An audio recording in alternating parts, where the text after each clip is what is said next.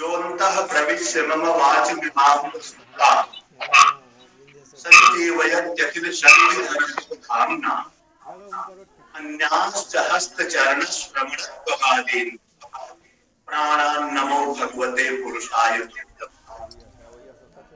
सुरसरिदिव पूता पावयन्ति मनुष्यान् विमलमतिमनोभिः प्राज्ञकैस्तूयमाना रसगुणपरिपूर्णा वाङ्मयैः शोभमाना जयतु जयतु नित्यं देवकारी समृद्धिः। नमः पूर्वेभ्यः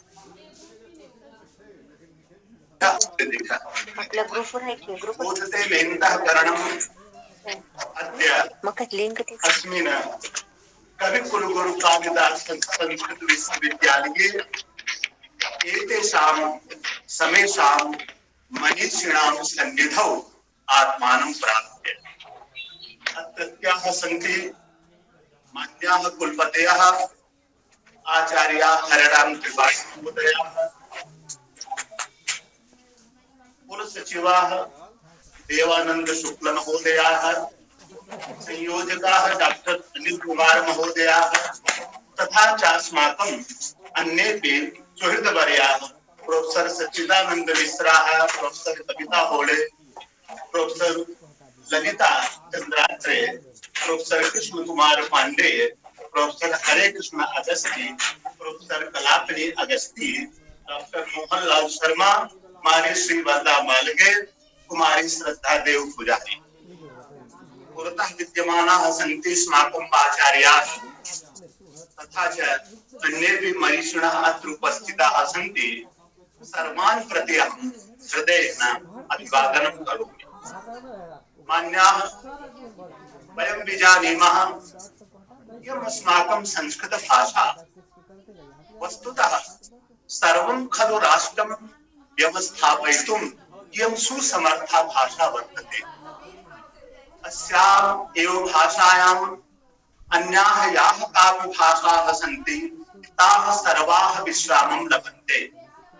वस्तुतः याः खलु भाषाः सन्ति सर्वत्र, यानि खलु शास्त्राणि सन्ति सर्वत्र संस्कृतभाषायाः शोणितः प्रवाहितः। अतएव मुख्यतः अद्य भारतीय दार्शनिक अनुसंधान परिषद तथा च दूरस्थ तथा ऑनलाइन शिक्षण केंद्रम् एतयोः संयुक्त तत्त्वावधाने अस्य कार्यक्रमस्य अस्याः संगोष्ठ्याः समायोजनं वर्तते। अतः दर्शनशास्त्रस्य किमस्ति वैशिष्ट्यं, वस्तुतः दर्शनशास्त्रेपि न्यायशास्त्रस्य किमस्ति वैशिष्ट्यं, न्यायशास्त्रे कीदृशाः ग्रन्थाः सन्ति, न्यायविद्या कथं सर्वासां विद्यानां सहायकभूता इत्येतत् सर्वं वयं निर्दिधाय अत्र चिन्तयामः, विचारयामः। मान्याः, स्मरामः वयं यदा अहं जोधपुरीये व्यास विश्वविद्यालये अध्यक्षपदे आसम् तदा कस्यचिदपि मित्रवर्यस्य आन्वीक्षिकी विमर्शः इत्येवं विधः ग्रन्थः प्रस्तुतीकृतः आसीत् तैः महोदयैः। तत्र भूमिका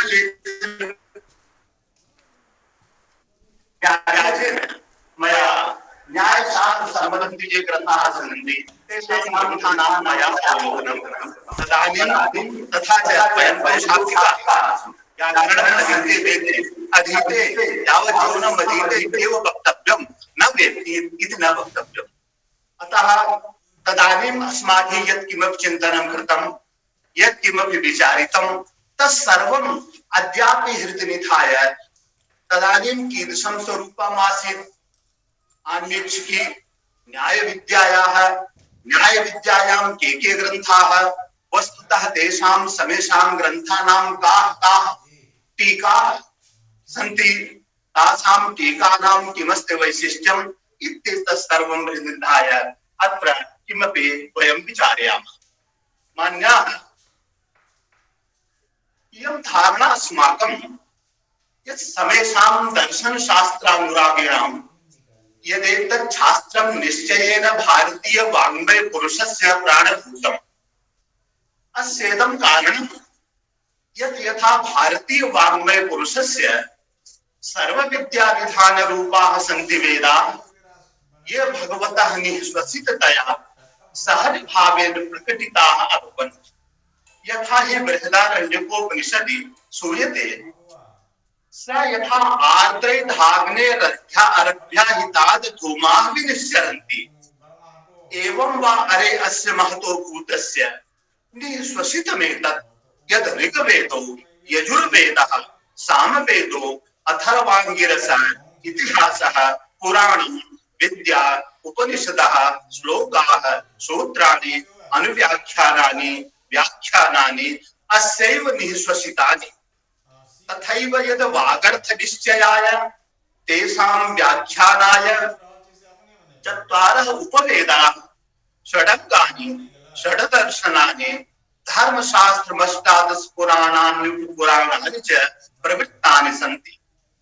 अनया प्रवृत्त्या मुख्यतः चतुर्दश विद्याः दृष्टिपथम् आगताः।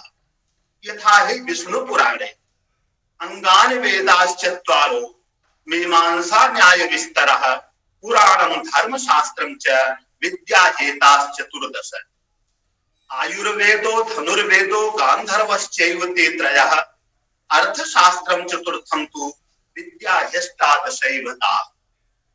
आसु विद्यासु वैदिक विषयाणां सम्यक् अवबोधाय यथा वेदांगानाम् अवश्याध्येतव्यता प्रतिपादिता अस्ति तथैव मीमांसा न्यायादि शास्त्राणाम् अनुशीलनस्य नितान्तम् आवश्यकता शास्त्रेषु प्रतिज्ञाता अस्ति। आचार्य विश्वनाथ पंचाननेन तु न्यायसूत्रवृत्तौ मीमांसा न्यायतर्काणाम् उपांगत्वं पूरीकुर्वता मीमांसा न्यायतर्काश्च उपांगाः सुप्रकीर्तिताः इत्येवं धिया पौराणिक प्रमाणमत् उपन्यस्तम्। एतेन इदं सुस्पष्टं यन्न्याय द्वारभूता सर्वासां विद्यानां चोपकारिका इति सुविदितं तत्त्वज्ञैः विचक्षणैः। आन्वीक्षिकी नाम्ना अपि प्रथिता इयं न्यायविद्या यस्याः वैशिष्ट्यं ख्यापयति न्यायभाष्यकारः आचार्यः वात्स्यायनः स्वयमेव। प्रत्यक्षागमाभ्याम् ईक्षितस्य अन्वीक्षणम् अन्वीक्षा तया प्रवर्तते इत्यान्वीक्षिकी न्यायविद्या न्यायशास्त्रम्। एतन्मते तु चैषा आन्वीक्षिकी चतुर्थी विद्या यथा हि इमास्तु चतस्रः विद्याः पृथक् प्रस्थानाः प्राणभृताम् अनुग्रहाय उपदिश्यन्तः यासां चतुर्थीयम् आन्वीक्षिकी न्यायविद्या। वस्तुतः प्रमाणैरर्थ परीक्षणात्मकं न्यायशास्त्रं समेषां व्याकरण वेदान्तादि शास्त्राणां वस्तुतत्त्वावधारणे निकषरूपतां बिभर्तीत निश्चप्रचम्। किमपि शास्त्रं स्यात् यावन्न भवति तत्र प्रतिभा व्युत्पत्ति तावन्न भविता कश्चन चमत्कारः। न च तत्र ग्रन्था गुणलुब्धानां वाचकानां चेत एव।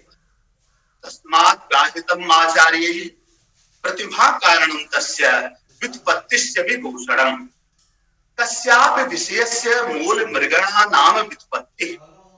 विशेषतः उत्पत्तिरिति व्युत्पत्ति शब्द निर्वचनम्। व्युत्पत्तिरास्ते कश्चन संस्कारः। आख्यातवादस्य माधुर्यां व्युत्पत्तेरर्थः कृतः वर्तते शक्तिज्ञानम्। व्युत्पत्तिरूपेण्याः पक्षेण्याः विद्यते पक्षद्वयी। न्यायशास्त्ररूपः एकः पक्षः व्याकरणशास्त्रात्मकश्चापरः। शब्दगगनविहरणार्थम् उक्तं पक्षद्वयं दृढीकर्तव्यमेव तज्जिज्ञासुभिः नान्यथा संभाव्यते शब्दविहारः। व्युत्पत्तिः पक्षिणी पक्षौ न्याय व्याकरणे युगे ताभ्यां नरो विहीनस्तु शब्द व्योम्य कथं चरेत्। मन्यामहे वयम् एतत्सर्वं हृद्यवधार्य अस्माकं वैदिक ऋषयः धर्मतत्त्वावबोधाय तर्कस्योपादेयताम् अङ्गीकुर्वन्ति स्म। अतएव पारस्पर गृह्य सूत्र कृन्मते तर्को विवेद एव विधिर विधेय तर्कश्च वेदः कस्तावत् तर्क इति जिज्ञासायां न्याय सूत्र कृता लक्षणं प्रस्तुते कृतम् अविज्ञात तत्त्वे अर्थे कारणोपपत्तितः तत्त्वज्ञानार्थम ऊहस्तर्कः भगवता मनुना तो प्रतिपादितम यत दशावरा परिषदि धर्म निर्णयाय विदुषां समवाये तर्क शास्त्रणः विशिष्टं स्थानं केनापि अविदितं नास्ति त्रैविद्यो हेतुकस्तर्को नैरुक्तो धर्मपारगः त्रयश्चाश्रमिणः पूर्वे परिषद स्यात् दशावरा आरुषं धर्मोपदेशं च वेद शास्त्राविरोधिना यस्तर्केणानुसन्धत्ते स धर्मं वेद नेतरः निरुक्त परिशिष्टे एतत् सुस्पष्टम् अस्ति यत् तर्कोऽपि ऋषिवत् प्रमाणभूत एवास्ति तत्र मनुष्या वा ऋषिसूत्रामत्सु देवान् अब्रुवन् को न ऋषिर्भविष्यति तेभ्यः एतं तर्कं ऋषिं प्रायच्छन् मंत्रार्थ चिंताभ्यूहमभ्यूढम् तस्मात् यदेव किंचानुचानो अभ्यूहति आर्षं तद्भवति भगवता पाणिनिनापि क्रतुक्थादि सूत्रान्तार्थक इत्यस्मिन् सूत्रे तत्रापि उक्थादिगणे कृतः न्याय शब्द पाठः निग्रहयानुयोगे च सूत्रे च न्याय शास्त्रीय निग्रहानुयोग शब्दयोः उपादानं च न्याय शास्त्राभिधायकस्य न्याय शब्दस्य पुरातनत्वं स्पष्टीकरोति इदमत्रावधेयं यत् व्यास जैमिन्याद मुनीनामेव परंपरायां विशिष्टं स्थानं विभज्य न्याय सूत्रकारः गौतमः पुराणेष्वपि न्याय शास्त्रस्य प्रणेतृत्वे सादरं स्मर्यते गौतमः शिवपुराणे तु न्याय शास्त्र कर्तुः अंगिरः कुलं स्पष्ट रूपेण समाख्यातमस्ति ऋग्वेद संहितायामपि अस्य संबंधः अंगिरसा प्रकटीकृतः इत्येतत् सर्वं न्याय शास्त्र प्रणेतुः आचार्यस्य स्थापयति न्याय सूत्राणां प्रथमं व्याख्यानं विक्रम पूर्व प्रथम शताब्द्यां लब्धजने आचार्य वात्स्यायन कृतं न्याय भाष्यं तत्रापि षष्ठ शताब्द्यां च उद्योतकर संग्रथितं न्याय वार्तिकम् एतयोरुभयोरिदं वैशिष्ट्यं यत् ये सिद्धान्ताः न्याय सूत्रे नोपवर्णिताः ते अत्र वार्तिक कृता समुपज्ञाताः सन्ति न्याय वार्तिकस्यापि पूर्णार्थम् आविष्कर्तुं नवम शताब्द्याः त्रिलोचन शिष्यः मैथिलः श्रीवाचस्पति मिश्रः तात्पर्य टीकां विरचय्य उद्योतकरस्य अतिचरितीं वाक् विस्पष्टयामास सातिशयेन पाण्डित्येन अयं सर्वतन्त्र स्वतन्त्रः न्याय शास्त्रीय प्रमेयानां वार्तिकानां च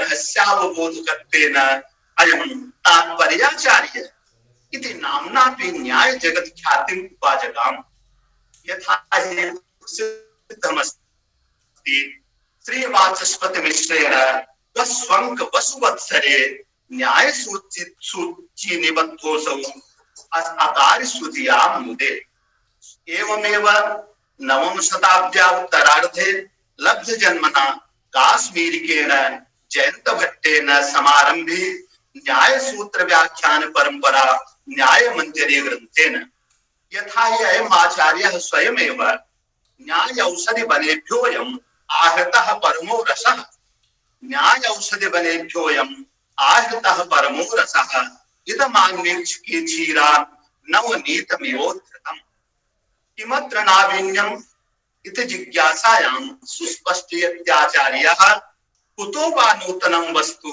वयमुत्प्रेक्षितुं क्षमाः वचो विन्यास वैचित्र्य मात्रमत्र विचार्यताम् परंपरायामस्यां भासर्वज्ञ प्रणीतः स न्याय भूषणो न्यायसारः न्याय पंडित मंडल्याम् अस्य यशः सन्तनोति दश शताब्द्यां वाचस्पति महीमंडले अवतीर्णेन उदयनाचार्येण तात्पर्य टीकाया व्याख्यानभूता तात्पर्य शुद्धि नामिका टीका संग्रथिता।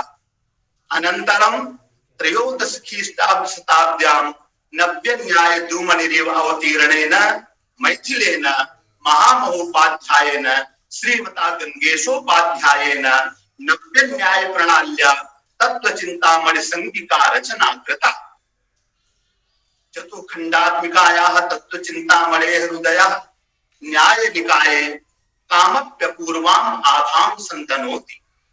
सैषा न्याय तत्व चिंतन परंपरा अग्रे वृद्धिं गता यत्र क्रमशः पक्षधर्मिष्ठ कृता आलोक टीका रघुनाथ शिरोमणि कृता तत्व चिंतामणि दीधित टीका मथुरानाथ तर्क वागीश कृता रहस्य नामनी टीका जगदीश भट्टाचार्य रचिता जगदीशी गदाधर भट्टाचार्य कृता बृहत् कलेवर युता गादाधरी आचार्य विश्वेश्वर पांडेय रचिता दीधिति प्रवेश टीकाश्च न्याय शास्त्रीयं भाण्डागारं पूरयितुं सक्षमाः दृश्यन्ते। न्याय सूत्रस्य प्रायः एकोनचत्वारिंशत् वृत्तीनाम् उल्लेखः उपलभ्यते। तासु काश्चन नामतः एव ज्ञायन्ते काश्चन मातृकागारेषु शोभन्ते।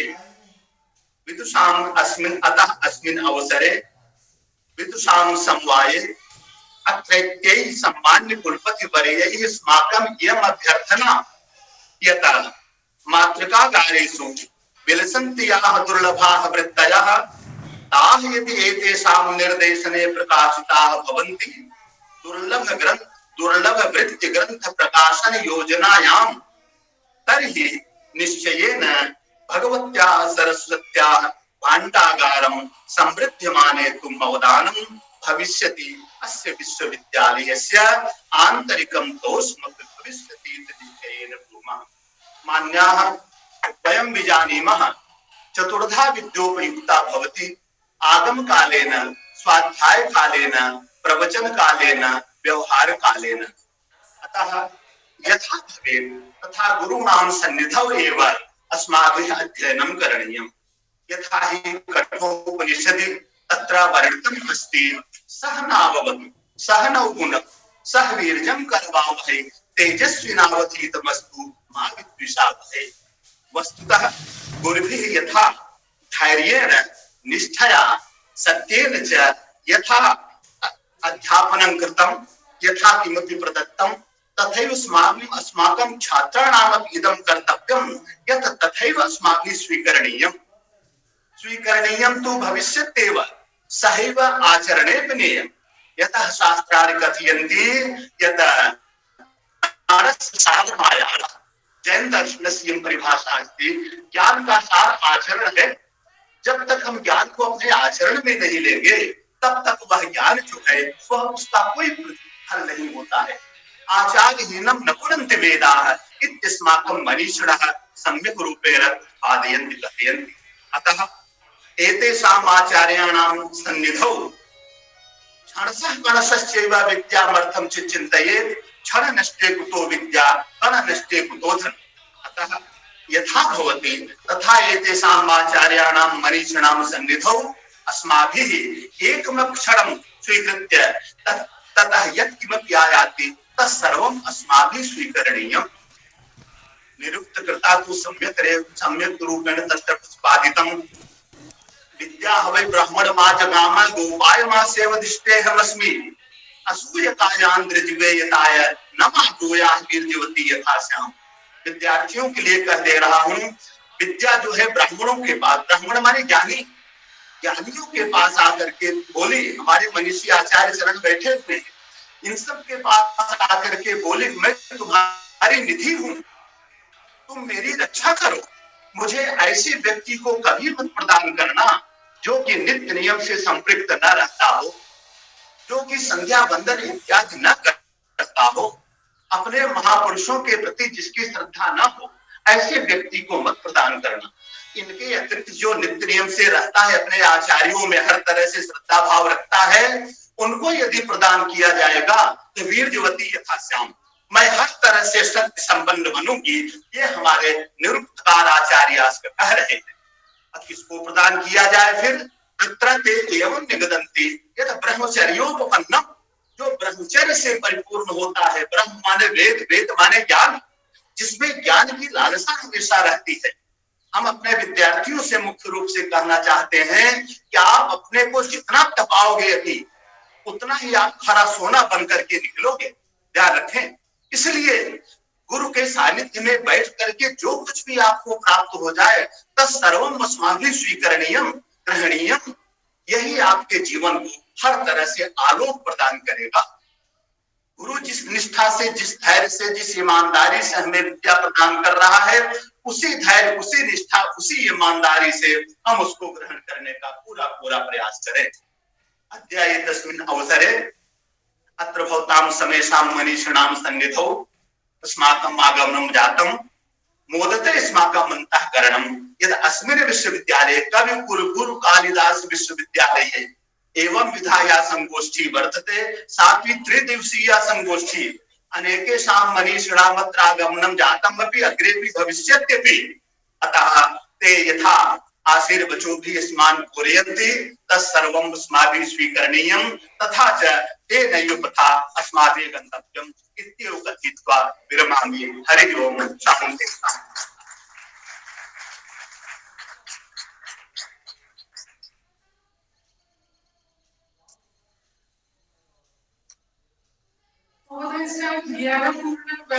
वयं सर्वे धन्याः जाताः, अतः महोदयेभ्यः धन्यवादं व्याहरामि। इदानीं ग्रन्थः अस्माकं कविकुलगुरु कालिदास संस्कृत विश्वविद्यालयस्य ग्रन्थालयस्य अध्यक्ष डॉक्टर दीपक आपरे महोदयं अहं प्रार्थयामि कृपया अस्माकं कृते मार्गदर्शनं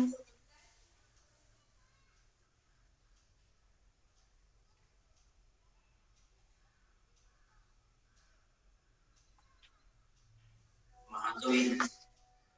कवि गुरु कालिदास को स्मरण करते हुए बोलने की शुरुआत करता हूँ। आज का ये द्वितीय दिवस है, 3 दिवसीय कॉन्फ्रेंस हम लोग ले रहे हैं। दूसरे दिन के दूसरे सत्र में हम यहाँ पे बैठे मंच पर विराजमान हमारे doctor pinna sir, doctor Agasti madam और हिमाचल प्रदेश से आए हुए, हरियाणा से आए हुए हमारे विद्वान सर, और मंच के सामने विराजमान सम्मानीय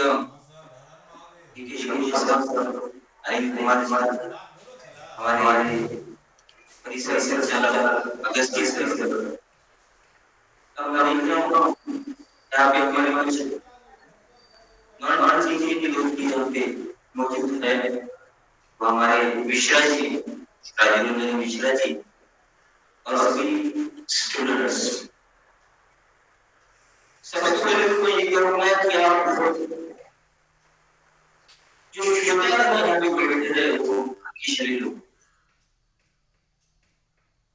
क्योंकि मैं यहाँ पे कम से कम 2 घंटे से बैठा हूँ। इसके पहले का सत्र भी मैंने सुना है, जो मैंने सुना है वो आप सुन रहे हो, क्योंकि इसमें क्या मिल रहा है जो समाज को परिवर्तित करने की ताकत रखता है। और विषय भी ऐसे ही है, संस्कृत भाषा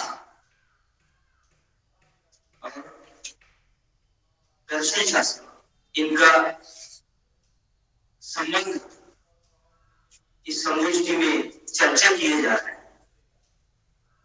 संस्कृत भाषा के बारे में आप सभी जानते हो, सुनते हैं। ये बहुत सारे भाषाओं की जननी है, ये हम समझते हैं।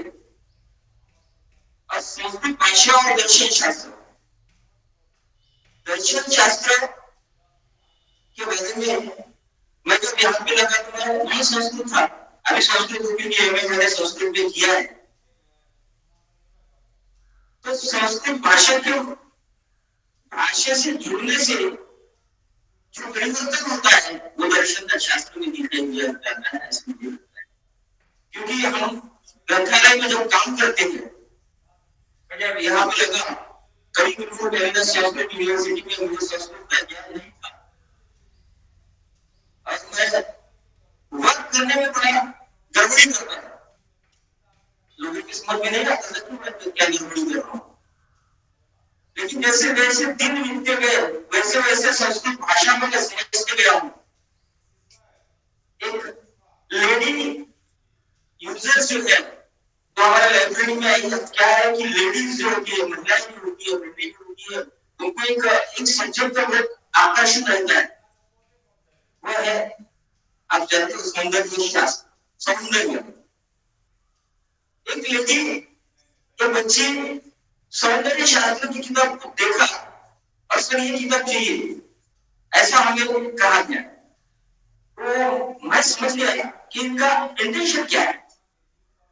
उनका इंटेंशन था कि सौंदर्य शास्त्र के बारे में कुछ इसमें बताया होगा, तो सौंदर्य शास्त्र वो समझती थी, लेकिन वो सौंदर्य शास्त्र सौंदर्य दर्शन शास्त्र था।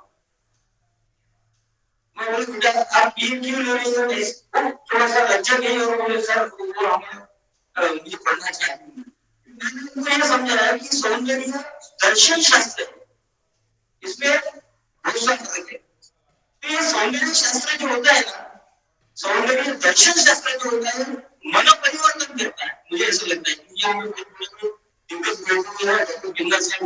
प्रकाश डालेंगे, लेकिन ये जो बात मैंने उसको कही इसलिए कही है कि मुझे मेरा संपर्क ये संस्कृत से आया है और संस्कृत के मैंने इन लोगों के साथ रह के उस ग्रंथों में पढ़ा था कि सौंदर्य दर्शन शास्त्र जो है वो मन परिवर्तन के लिए होगा, ना कि सौंदर्य के लिए होगा। ऐसे अरे वो क्या बोलते कॉस्मेटिक हो गई, वो ऐसा नहीं होता है, ये कुछ अलग है। तो मन को परिवर्तन वो दिखाता है कि कैसे होना चाहिए, कैसा हमारा वर्तन होना चाहिए, वो दिखाता है। ये शास्त्र है और ये शास्त्र में हम लोग आप लोगों को ये शास्त्र पढ़ने की तो भाग्य प्राप्त हुआ। इसलिए मैंने पहली बार बोला कि ये शास्त्र आप बहुत भाग्यशाली है।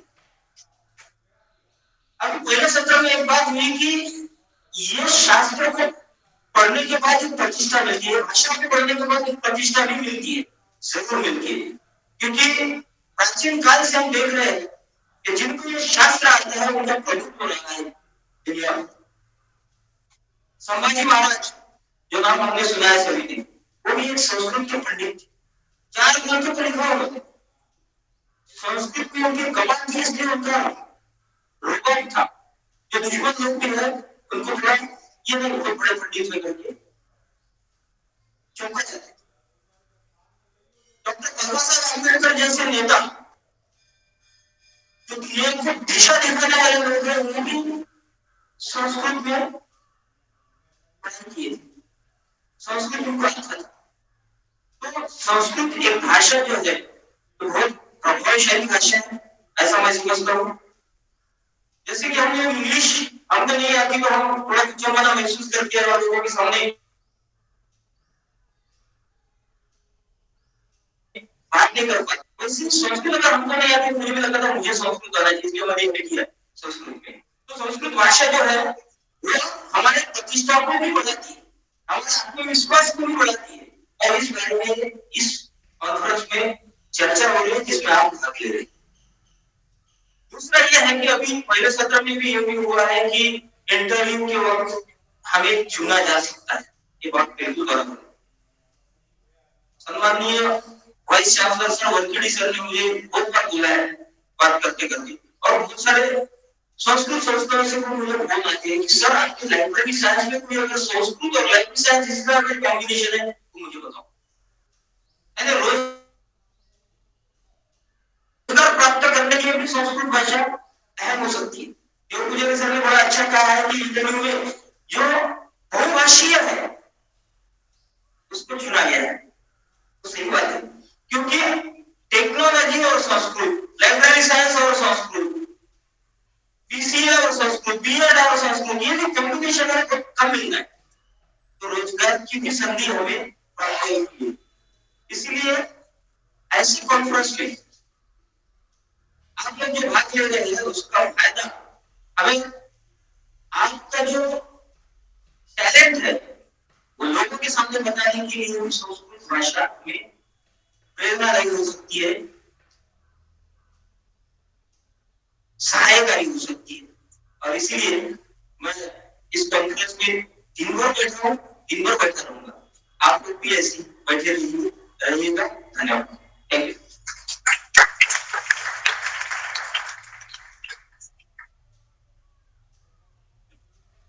डॉक्टर दीपक कापड़े महोदय है। तथा संस्कृत भाषायाः महत्व विषये तथा संस्कृत भाषा कथम् अस्माकं जीविका निर्वाहने अपि सहायं करोति तस्मिन् विषये उक्तवन्तः। अस्मिन् विषये छात्राणां मनसि अपि बहु प्रश्नः भविष्यति कथं संस्कृत भाषा पाठयामः चेत् कथम् अस्माकं कृते जीविका निर्वाहनं भविष्यति तस्य प्रश्नस्य उत्तरम् अपि अहं चिन्तयामि प्राप्तः जातः। अतः महोदयस्य कृते अहं धन्यवादं व्यवहरामि। अधुना भारतीय धर्मतत्त्वज्ञान संस्कृत समुदाय विभागस्य अधिष्ठात्री डॉक्टर कलमवर्तिनी अगस्ती महोदयं अहं प्रार्थयामि कृपया अस्माकं कृते मार्गदर्शनं कुर्वन्तु।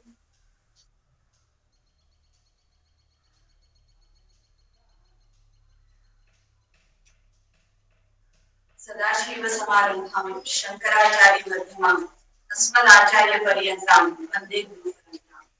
नमस्सभायै नमो नमः। व्यासपीठ पर विराजित मेरे गुरुवर्य आचार्य मधुसूदन पेन्ना सर को सादर प्रणाम। आज के सत्र के सत्राध्यक्ष के रूप में हमें उनका मार्गदर्शन प्राप्त होने वाला है, यह हमारा सौभाग्य है। एवं हमारे मुख्य वक्ता के रूप में आचार्य दुबे सर सत्यप्रकाश आचार्य जी यहाँ पे विश्वविद्यालय में पधारे। उन्होंने अपना वक्तव्य रखा हमारे छात्रों के लिए, बहुत ही अपने सरल तरीके से शास्त्र का प्रतिपादन किया। मैं आपको प्रणाम करती हूँ।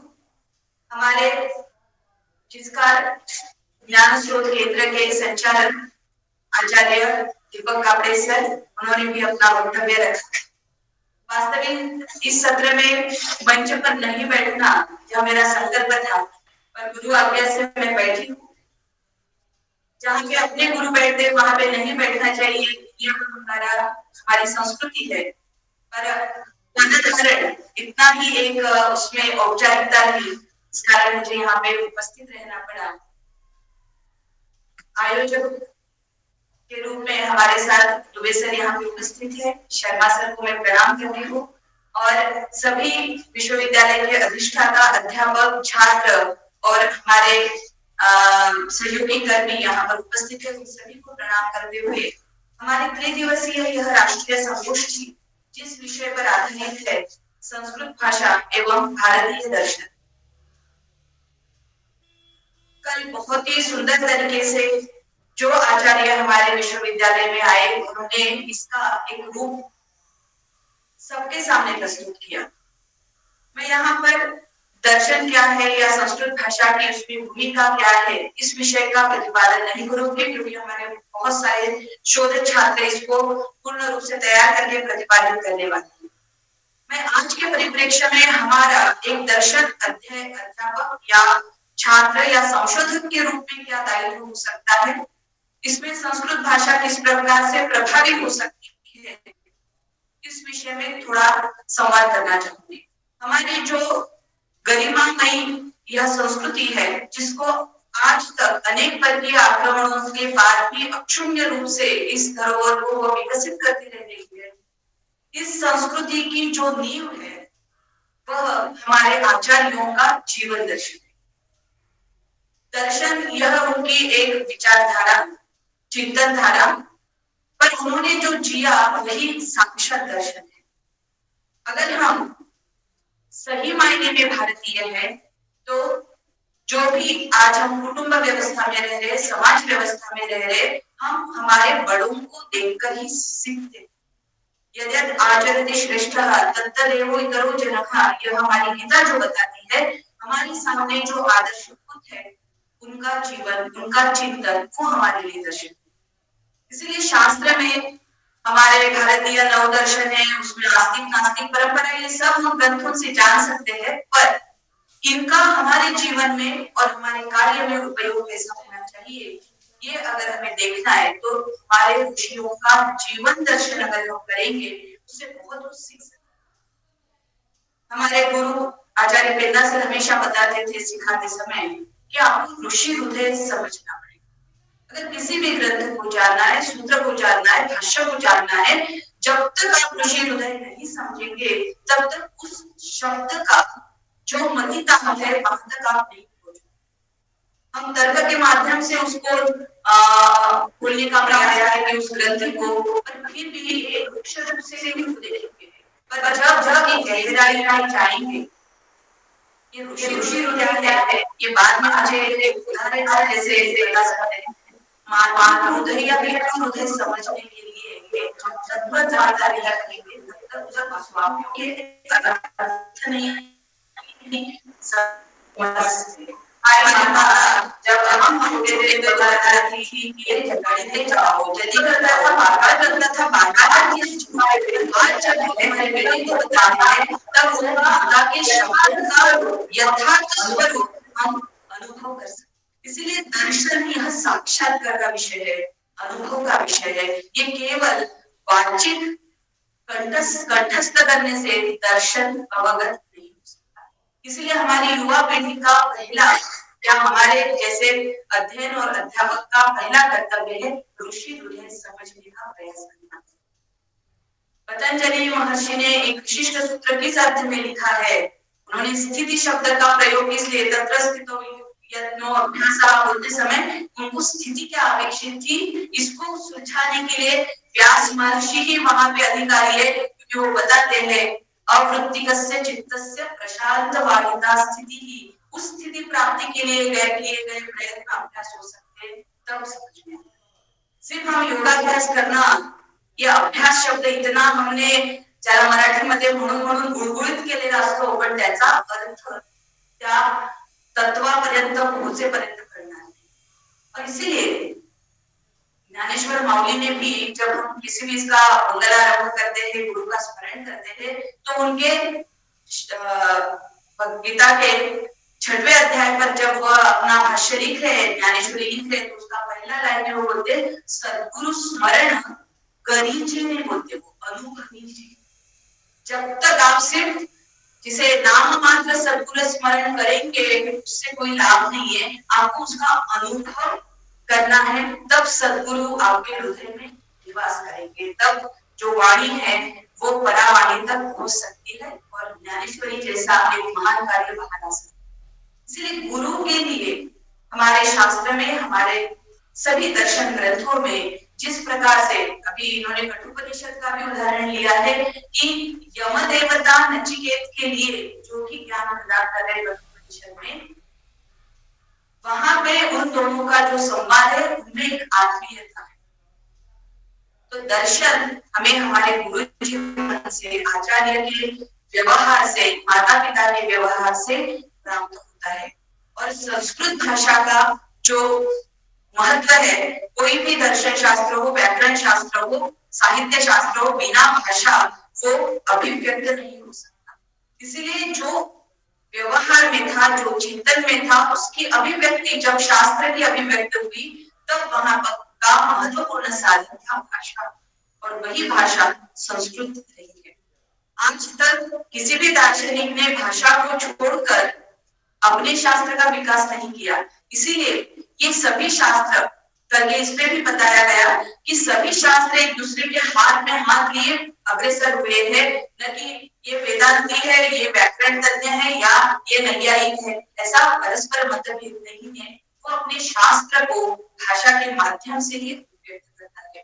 तो आज एनईपी के पार्श्वभूमि में जब हम देखेंगे तो हमें भाषा अर्थात संस्कृत भाषा और भारतीय भाषाओं में जो कोर साहित्य आया है, जो लिखित रूप में प्राप्त है, वो जो मौखिक रूप से जिसका जतन किया गया है वह संपूर्ण साहित्य, और इन सभी के अंतर्गत परंपरा से जो निर्दिष्ट, जिसे साहित्य के रूप में नहीं कहेंगे पर एक विचारधारा के रूप में अग्रिम पीढ़ी को दिया गया जो भी ज्ञान है, उन सभी का अंतर्भाव हम भारतीय ज्ञान परंपरा में करते हैं। न केवल ग्रंथ, किंतु मौखिक रूप से जो भी हमारे रामटेक में कुम्हारवाड़ा है 100 साल पुराना, वहां पे अभी फाइन आर्ट्स के स्टूडेंट सीख रहे हैं कि पॉट कैसे बनाना, पर यहाँ पे 100 साल से वो पीढ़ी दर पीढ़ी अपना ज्ञान प्रसारित कर रहे हैं और वो विदाउट बीएफए, विदाउट एमएफए सुंदर कलाकृति बना रहे हैं। ये भारतीय ज्ञान परंपरा का अभिन्न,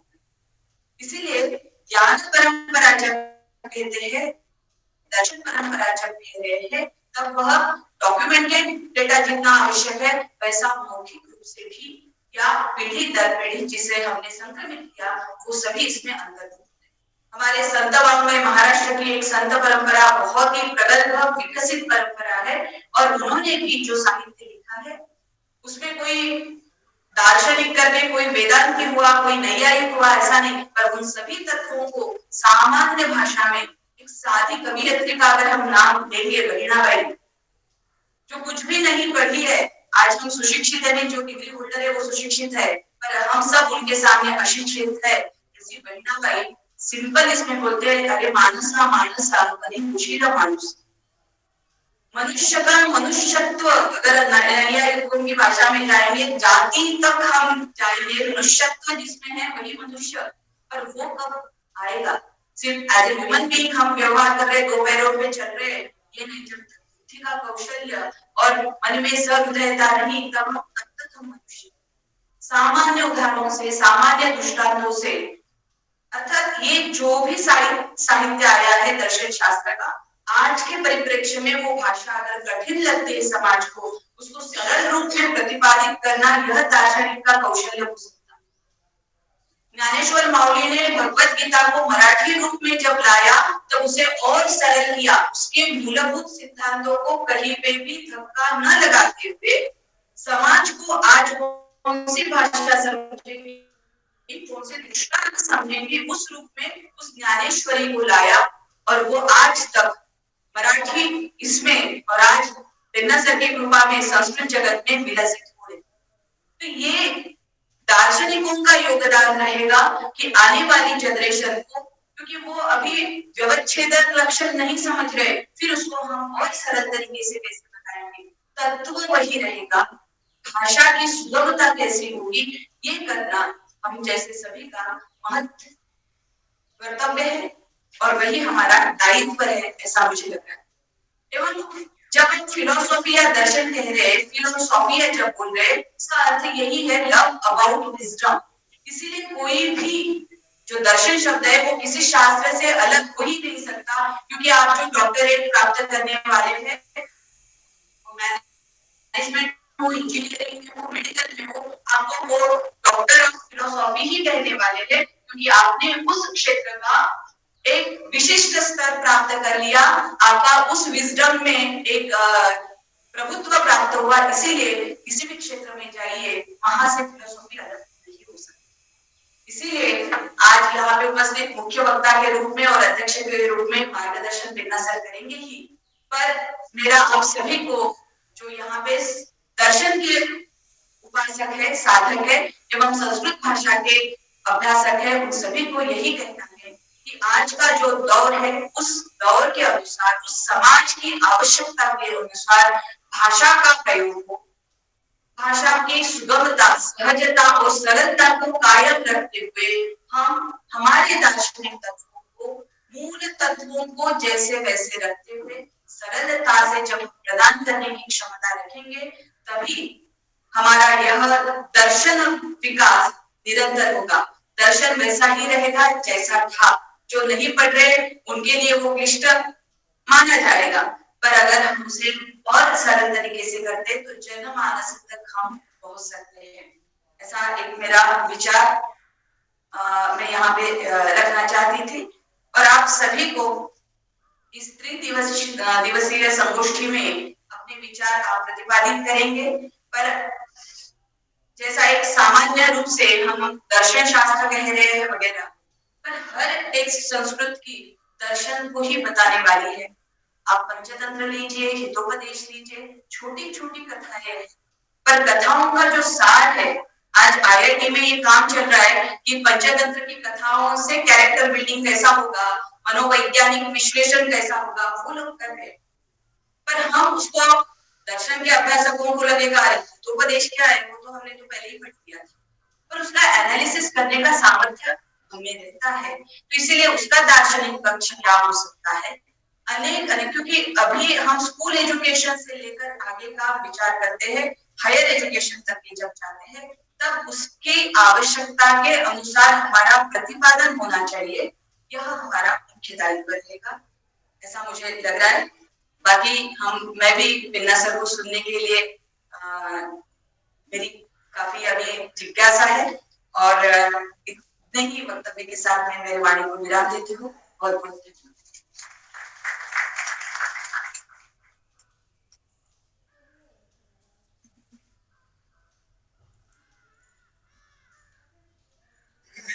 महोदय के वचन से हमें पता चला कि दर्शन शास्त्र, जिसको हम बहुत ही कठिन समझते हैं, उस दर्शन शास्त्र को कैसे हम सरल तरीके से जान सकते हैं।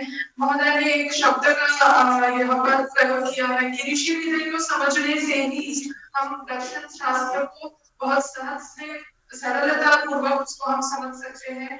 और उन्होंने बताया कि संस्कृत भाषा को अगर हम जानेंगे, संस्कृत भाषा को सरल तरीके से अगर हम सभी तक पहुंचा पाएंगे, तो तभी दर्शन शास्त्र को हम सभी तक पहुंचा पाएंगे और दर्शन शास्त्र सभी के लिए सरल हो पाएगा। और महोदया ने यह भी बताया कि दर्शन शास्त्र कैसे सभी शास्त्र के साथ जुड़े हुए हैं।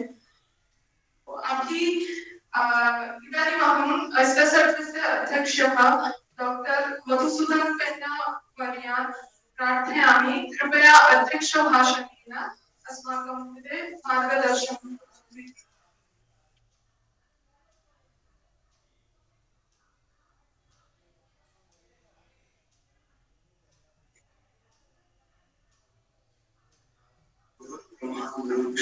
गुरुदेवो महेश्वरः, गुरुः साक्षात् परब्रह्म, तस्मै श्री गुरवे नमः।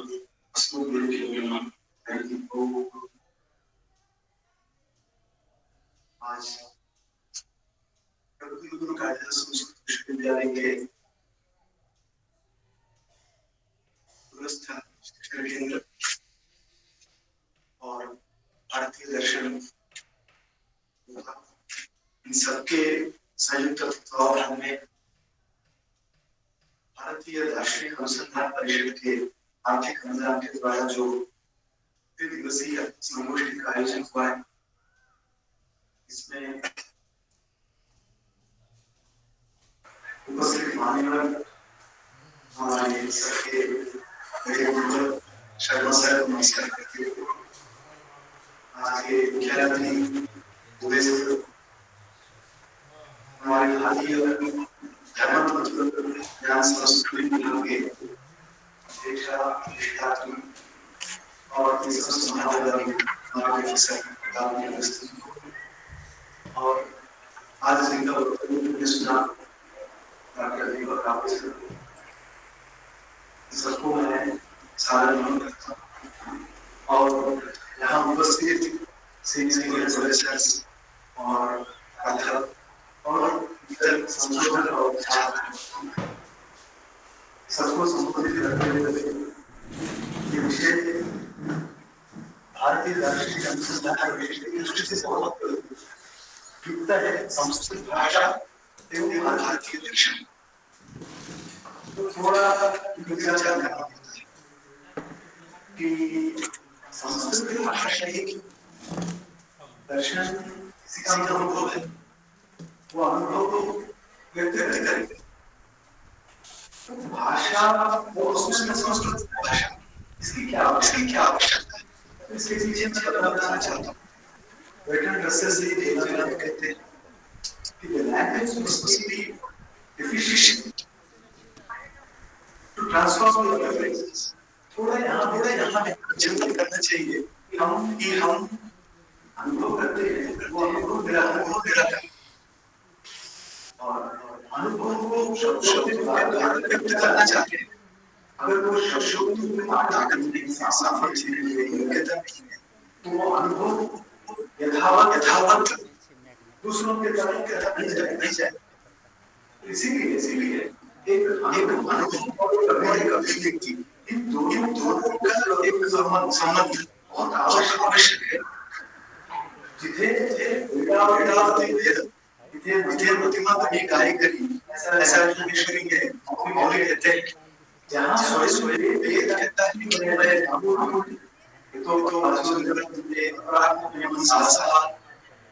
ये भी कहा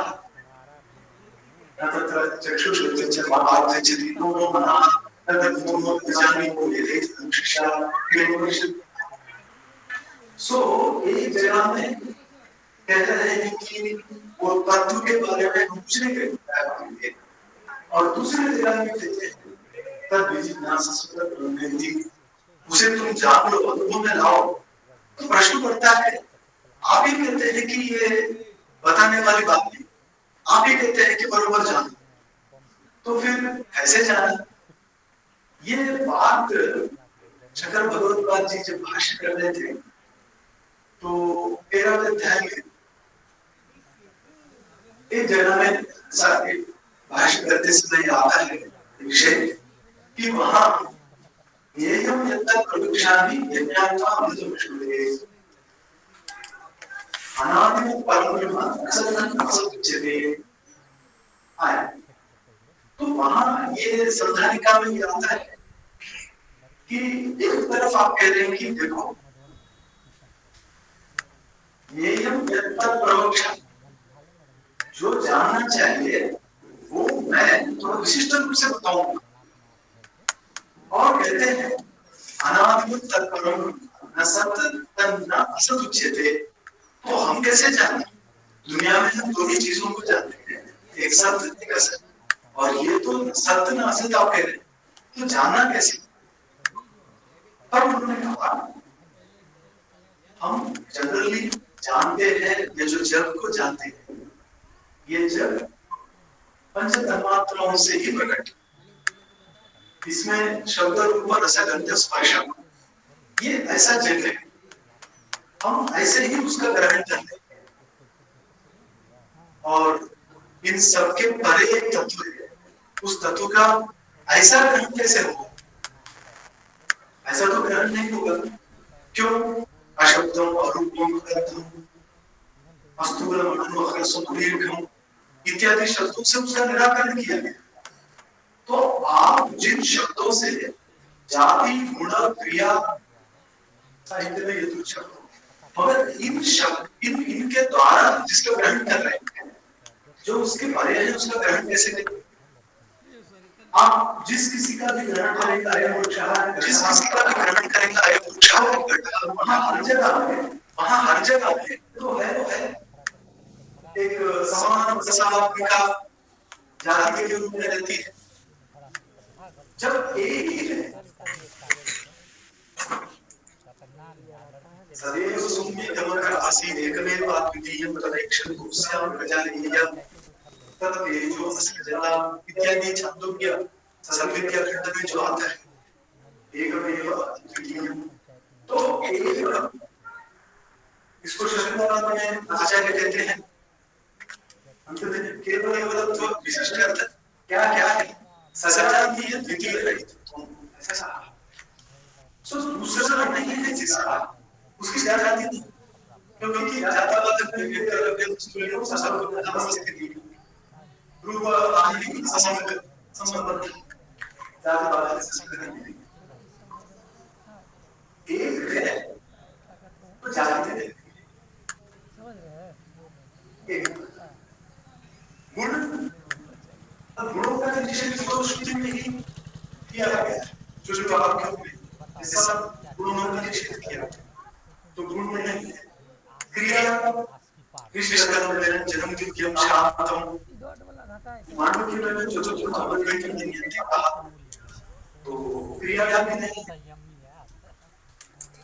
कि जब गुण जाति क्रिया नहीं है तो उसका हम साधारण ज्ञान कैसे लेते हैं वैसा लेना कैसे ठीक है। हम सब कहेंगे संस्कृत में बच्चा जी का लोग शरीर की व्याख्या है अर्थात क्या ऐसा कहने लगे क्या सो वो अर्थात क्या है जो लक्षण दिखने का आधा है तो सब नहीं कैसे कहा जा सकता और सत्य की व्याख्या जो बाकी लोग कहते हैं उस प्रकार की व्याख्या मान्य नहीं है तो क्या करना है तो सर्व परिवारिक विषयता जिसका निषेध नहीं कर सकते वो सत्य जिसका निषेध करते हैं वो असत्य तो तब ब्रह्म उपनिषदों के सत्य हो जाता उस व्याख्या के मगर भाष्य करते समय देखो उसको सत्य के जो आप समझ रहे हैं ऐसा नहीं कर सकते हैं और असत्य तो नहीं है क्योंकि समग्र प्रवृत्ति जगत तो आप है तब ये क्रम सत्य असत्य ऐसा नहीं कह सकते हैं इन शब्दों में ही बताना पड़ता है इसका कारण ये करके मीमांसा तब प्रश्न ये है कि भाषा की आवश्यकता है क्या और उसमें संस्कृत भाषा की मैं इसमें आपको बताना चाहता हूँ कि संस्कृत गुरुजी ने सुबह के व्याख्यान में भी बताया प्रकाश नैकांत अत्यंत तो भावात को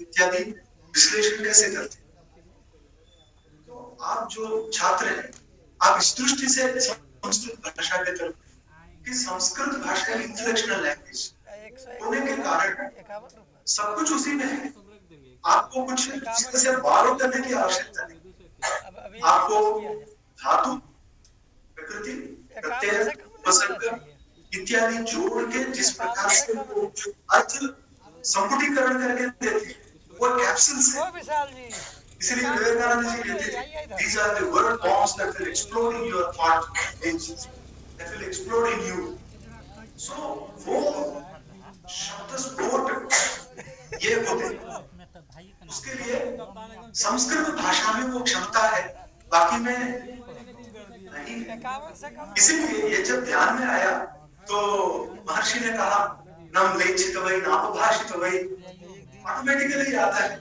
कि तुम मिसप्रोनाउंस करोगे शब्दों का उच्चारण करोगे नहीं करोगे तब म्लेच्छ बन जाओगे ऐसा उन्होंने कहा सो ये भाषा में वो सामर्थ्य है ये पहले समझ ये अगर समझ में आए तो हम नेक्स्ट स्टेप में क्या करेंगे भाषा आत्मसात करने का प्रयास आत्मसात करने का प्रयास बहुत बड़ा प्रवास है एक जीवन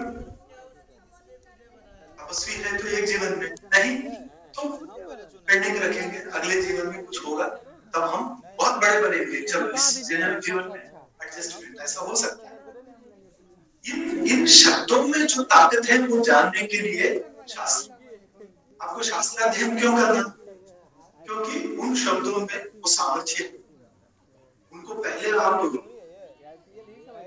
उनका उद्घाटन करो पहले फिर अंदर प्रवेश करो फिर पता चलता है कि ये तपस्वी लोगों के शब्दों के पीछे क्या शक्ति है एक समास है रामायण पर आधारित प्रश्न देखिए रमा कुमार देवता लक्ष्मी प्रिया श्री तस्याः कुमारः मन्मथः अभी र अक्षर आप छोड़ देंगे मां कुमार मां मंगल देवता फिर भी वो मन्मथ वही अर्थ देंगे ठीक है मां निकाल देंगे कुमार और मन्मथः वो निकाल देंगे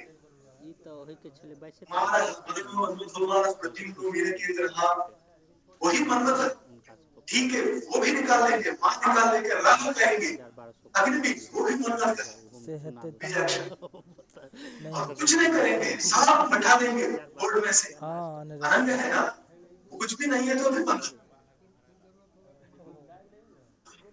ऐसा एक विचित्र इसमें है होता। अक्सर महाकवि प्रयोग करते समय शब्दों के साथ खेल के ऐसे प्रयोग करते हैं। ये एक तरफ दर्शन की भाषा में देखते हैं। मैंने बताया दर्शन अनुभव का विषय है, तो भाषा कहां से?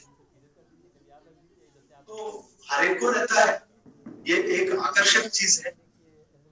हर एक को लगता है कि यहाँ आके बोलना। सो माइक वयम सर्वे माइका सुना, तो ये अच्छा लगता है कि चार लोग ताले बजाएंगे, शाल भी दे देंगे। अगर ठीक जगह सो अच्छा लगता है, मगर उसमें बोलिए सर।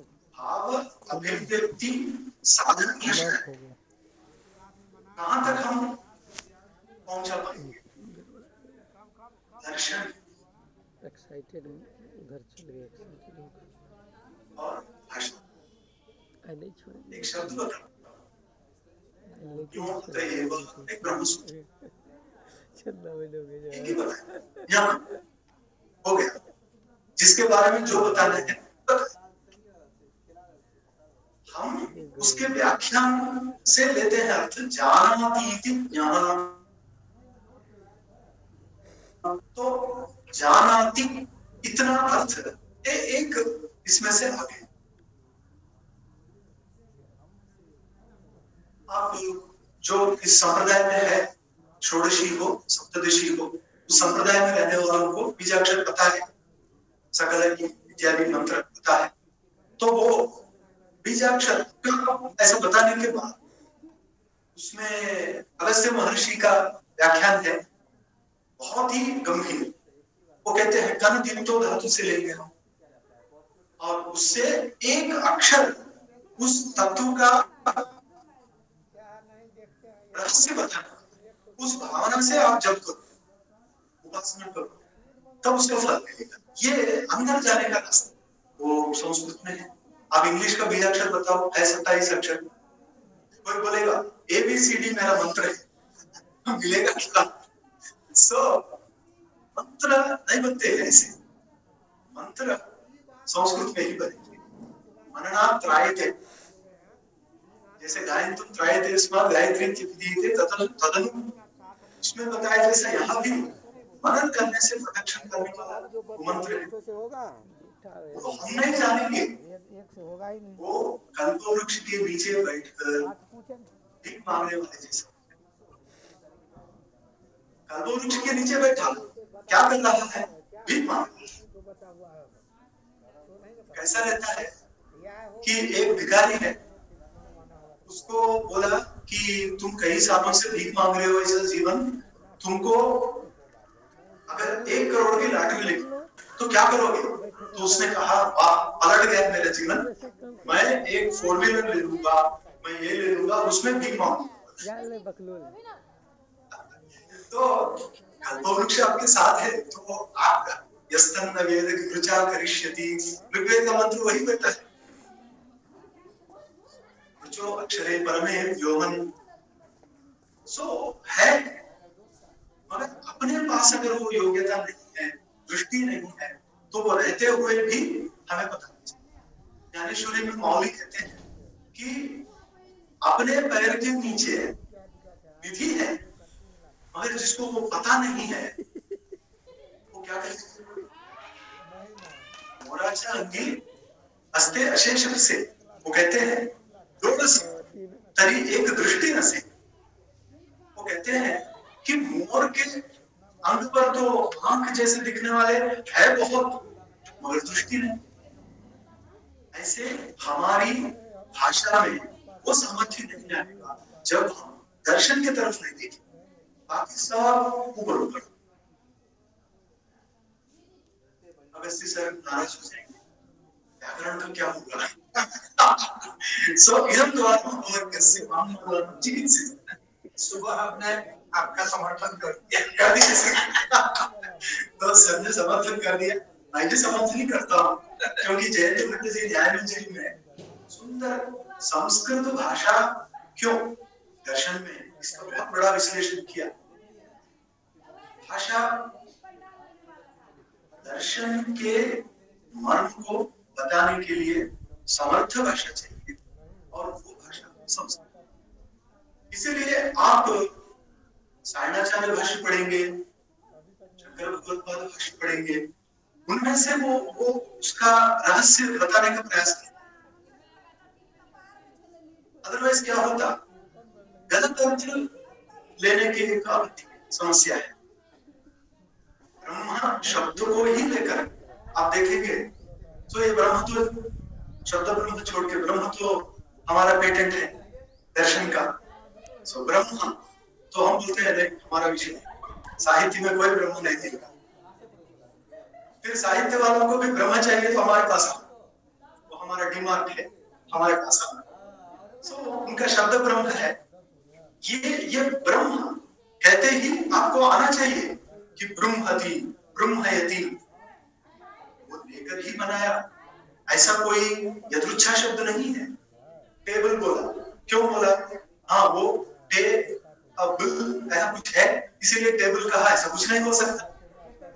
मगर संस्कृत में इस प्रकार से वो एक तत्व बताते हैं और उस तत्व के साथ साथ उसका शब्द कब बना, कैसे, किसने बनाया। हम केवल फल खा रहे हैं, वो पेड़ किसने रोपण किया हमें पता है, मगर हम वो शब्दों का यूज करते करते हम उसमें ज्ञान पा रहे हैं, ऐसे भावना में ही जी रहे हैं। इस सिलसिले में एक मैंने बताया अनुभव, एक व्यक्ति, इन दोनों में अनुभव के शास्त्र में योग वेदांत जब आते हैं आपका अनुभव गंभीर नहीं है तो आपकी अभिव्यक्ति भी अधूरा। कैसे? तो उन्होंने कहा आप प्रवास करो, श्रद्धा वीर्य स्मृति स्मरण परिज्ञान इतरेषां, वो आप श्रद्धा से प्रवास करेंगे तो वो प्रज्ञा तक ले जाए। लोग बोलेंगे कि हमारे पास ज्ञान है तो फिर प्रज्ञा की क्या जरूरत है? ज्ञान शास्त्र कहता है ज्ञान आपको नहीं, पशु पक्षी कीट को उनको भी है, सर्व व्यवहार हेतु उनको भी है, मगर हमें जो चाहिए मनुष्य के वो ज्ञान मात्र नहीं, प्रज्ञा। फिर प्रज्ञा समाज में है क्या, कहाँ मिलेगी, कैसे पाना? तो देखा तो ये संत महात्मा वो प्रज्ञा पाकर ही संत महात्मा बने, उनके शरण में जाते तो कुछ मिलेगा हमें। और ऐसे संदर्भ में एक क्रम से बताते हैं कि आपका अनुभव परिपूर्ण संपुष्ट ऐसा पहले तो निश्चित धीरः प्रत्येक आत्मान इच्छन आवृत्त चक्षु अमृतत्व इच्छन, अंदर तो जाओ। एक बार अंदर गया तो बाहर का खुल गया, वो एक विडंबना है, एक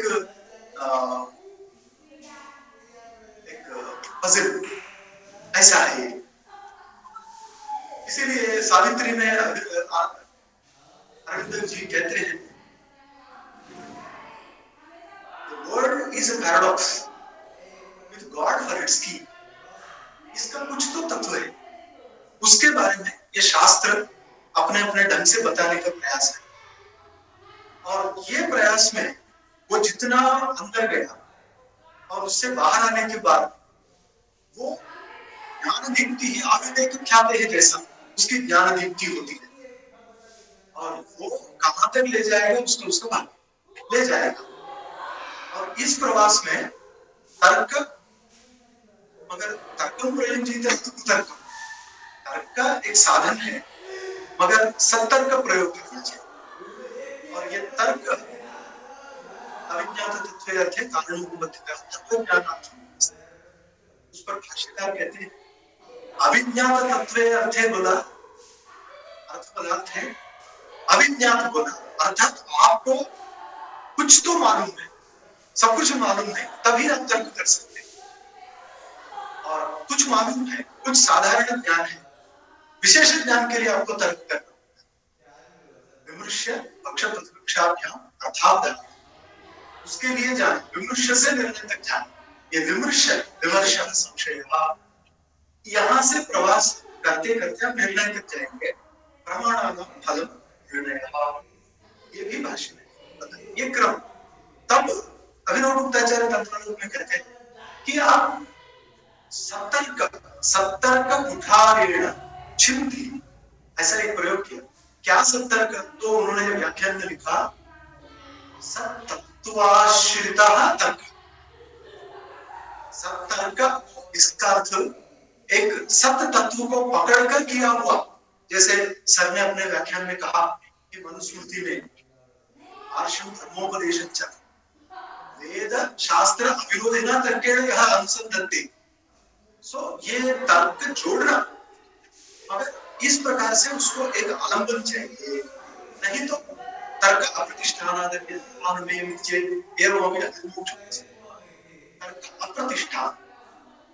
भगवत्पाद कहते हैं भाष्य में अप्रतिष्ठा ही नाम भूषण तर्कस्य। ये तो तर्क का भूषण जैसा है, अप्रतिष्ठा ही नहीं। क्यों? क्योंकि एक जगह में रघुनाथ शिरोमणि जी कहते हैं विदुषाम निवहै रिहैकमत्यात् यद दुष्टं त्रिकंकी यच्च दुष्टं तब मन्यथा मन्यथैव मयि जगति रघुनाथ ही। देखो आप सब मिलके ये करेक्ट बोलेंगे तो मैं अकेला आके उसका गलत साबित करूंगा, आप सब मिलके गलत साबित करो मैं उसको ठीक बताऊंगा। क्या तर्क? तभी शंकराचार्य ने कहा कि तर्क यह प्रतिष्ठित है, ये कहां तक ले जाएगा? खास करके ब्रह्म विद्या में तर्क प्रतिष्ठित। ठीक है, रामानुज संप्रदाय में तोड़ते हैं लोग,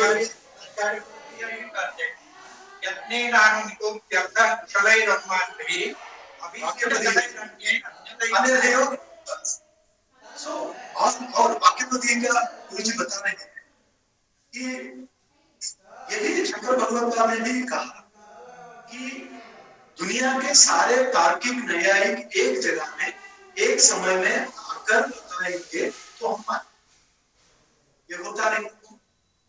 और एक अगर एक सत्य बताता, दूसरे समय में कोई और आता है उसका खंडन करके उसको गलत साबित करता है या और कुछ गलती दिखा, यही चल रहा है अभी तक। तो ऐसे समय में तर्क पर कितना हम निर्भर करेंगे? तब अभिनव गुप्ताचार्य का ये कहना है कि आप अगर परतत्व स्पर्शु जैसा मौलिक कहते हैं, ऐसा उस तत्व को स्पर्श नहीं करेंगे तो आपका सतर्क नहीं।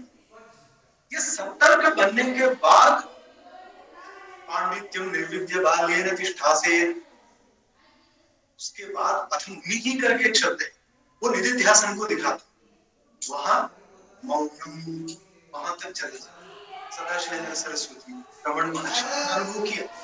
सो ये बीच में एक अभिव्यक्ति का एक आता है। अभिव्यक्ति का अर्थ होता है जिसे जैसा जाता उसे वैसा प्रकट करना। अब फिजिक्स में इनको क्वालिया कहते हैं।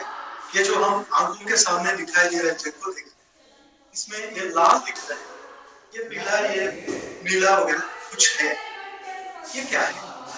तो कहते हैं क्वालिया। और उनका ग्रहण कौन करता है? हमारे इंद्रियों पर बोम्बार्डमेंट ऑफ इलेक्ट्रॉन्स करके ऐसा हमारा हो रहा है। और neurological reaction to the external stimuli ये हो रहा है। और इतने सूक्ष्म न्यूरॉन्स के द्वारा अपने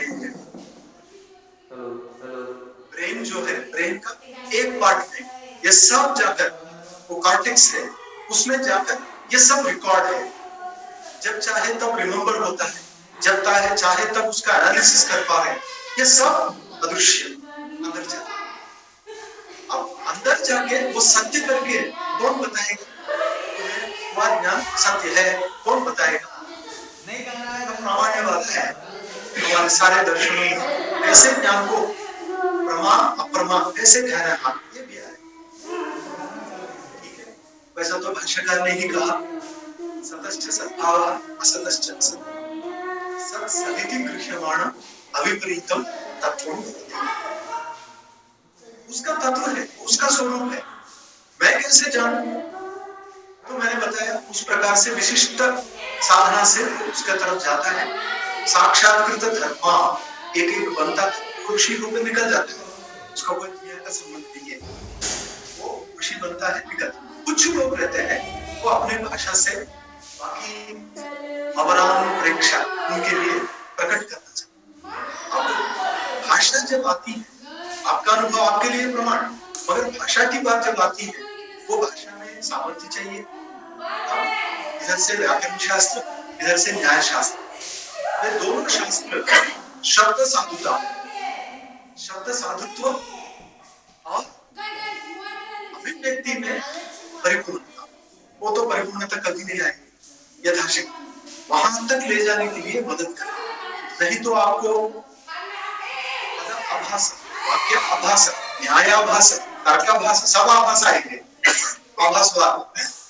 सो इनको दूर करते हुए मैंने जो ज्ञान पाया, वो ज्ञान यथावत दूसरे व्यक्ति तक पहुंचाने के लिए मेरी भाषा समर्थ होनी चाहिए।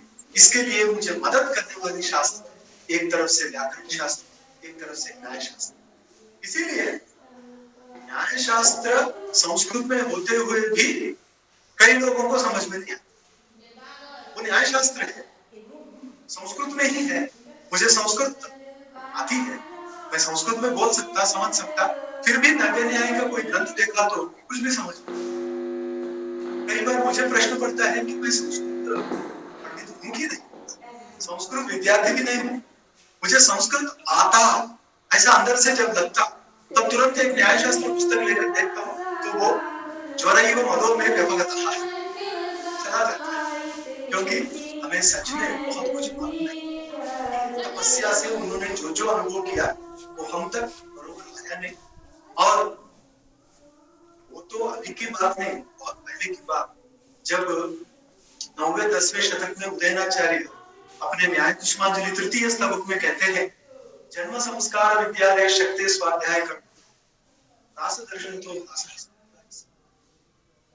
बोला कि एक जमाने में ऐसा था, उनके समय के पहले की बात कर रहे थे, जन्म ऐसे ऐसे होते थे, दिव्य जन्म, संस्कार चतुर्विंशति संस्कार षोडश तक आ गए। आजकल तो जिंदा है तो शादी, मरा तो श्राद्ध, श्राद्ध बोले तो उस समय के बस, बाकी से कुछ नहीं करेंगे। तो मिनिमम कर दिया, सिलेबस कम कर दिया, संस्कार में कमी, विद्या चतुर्दश विद्या स्थानानि, बाद में किसी ने कहा कि बहुत ज्यादा हो गया सिलेबस, तो चतुर्थ विद्या स्थानानि करके मिनिमस कर दिया। जन्म संस्कार विद्या संप्रदाय, तो उन्होंने कहा कि ये देखकर आप अनुमान लगाओ कि आज की क्या बात है, और उसके बाद ही फॉरेन इन्वेजन हुआ, मुस्लिम इन्वेजन भारत में, और तब से जो खरासता आई अभी तक, हम ही उसके साक्षीदार हैं कि पहले के तपस्वी, पहले के महर्षि, पहले के धनी कहाँ है? हम केवल उनके उच्चिष्ट भोजी है, अर्थात उनके चिंतन के कुछ मुंह से निकले हुए उतना ही हम पकड़ के जी रहे हैं। हमारा करियर बनता है, हमारा घर बनता है, हम सब सेफ है, मगर वो तपस्या कहाँ है? नातस्विनो योग सिद्ध्यति, योग भाष्य में आया। ये सब हम सामने रखकर देखा तो एक ही है। एक तरफ हम अनुभव पाने के लिए भी प्रयास नहीं कर रहे हैं, हम कम पढ़ रहे हैं, अचितेंद्रियान दुर्बलान वीक्ष्य योगो नष्टः परन्तप, एक तरफ, और अभिव्यक्ति में भी हमारी असमर्थता। क्यों? क्योंकि हम उतना प्रयास नहीं कर पा रहे, हम भाषा में प्रभुत्व नहीं पा रहे। सो ऐसे दोनों जगह से हम अगर कम होंगे तो आने वाले पीढ़ियों के सामने हम प्रामाणिक ज्ञान नहीं रख पाएंगे, और हमारा ज्ञान अंतर बुडबुडायते बहिर्वक्तुं न शक्यते जैसा अगर है तो समाज में उसका उपयोग क्या होगा? एक छोटी कहानी बताकर मैं छोड़ूंगा कि एक गुरुकुल में कुछ शिष्य पढ़ते थे और बढ़िया गुरुजी ने बताया, उन्होंने सीख लिया, सब सीखा। 4 शिष्य बाहर पड़े और उनको लोक ज्ञान नहीं है, शास्त्र तो पढ़े। और चलते चलते बहुत सारे लोग जा रहे थे, तो एक ने दूसरे से पूछा कहाँ जा रहे हैं, तो दूसरे ने याद किया, गुरुजी ने बताया महाजनों ये गतस्सबद्धाम, ये सारे लोग जा रहे हैं, तो वही पता चलो हम चलेंगे। चले चले और वो लोग सब स्मशान में गए। स्मशान में जाने के बाद इनको समझ में नहीं आया क्या करना अब, तो देखा तो एक बहुत बड़ा ऊंट दिखा। तो दूसरे ने उसे ये कभी नहीं सुना, गुरुजी ने नहीं बताया क्या है, बोला अरे यह तो उचित धर्म, बहुत लंबा है तो धर्म बोले उसको, वो दूसरे कॉन्टेक्स्ट इन्होंने यहाँ लगाया ऊंट को धर्म। क्या करना हमें, तो बोले रे गुरुजी ने बताया याद नहीं क्या, इष्टम धर्मेण योजयेत्, तो ले लो इसको इससे जोड़ दो, इष्ट कहाँ है, तो एक गधा दिखा। तो यह स्मशाने च तिष्ठति स बांधव, ये हमारा इष्ट है, ये हमारा बांधव है, बांधव करके इसको उसको बांधने का प्रयास। वो एक लात मारा, निकल गए, वो दुख है, खेद है। चलते चलते किसी ने कहा कि अरे तुम गुरुकुल के बच्चे हो, थोड़ा खाना खाए कि नहीं, नहीं खाया, बोले तो चलो हमारे घर। उनके घर गए तो वो शायद साउथ इंडियन होगा, वो एक वड़ा टाइप का दिया, वड़ा जिसके बीच में छेद रहता। तो इन्होंने देखा, हाँ, एक ने कहा है खाओ मत, छिद्रेशु अनर्था बहुली भवन्ति, ये वड़ा में छेद है, ये खाए तो बहुत अनर्थ है, चलो चलो छोड़ो बोलो। वो भी छोड़ दिया।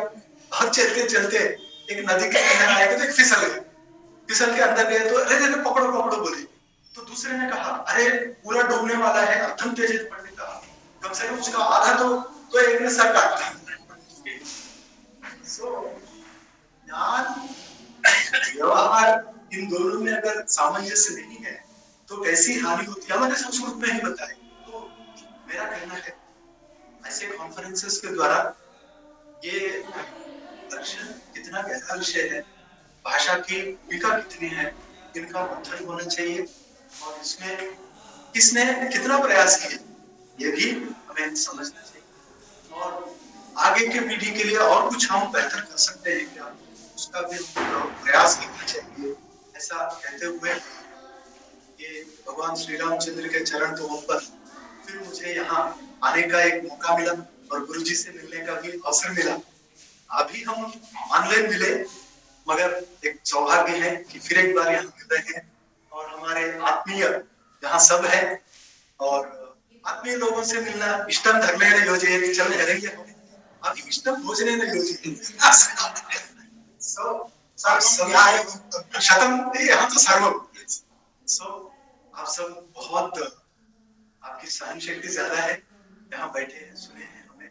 और यदत्र सौष्ठवं किंचित् तद् गुरोरेव, इस प्रकार से हम गुरुदेवों के चरण कमल के लिए समर्पित करते हुए आप सबकी शुभकामना करते हैं। फिर मिलेंगे, नमस्ते।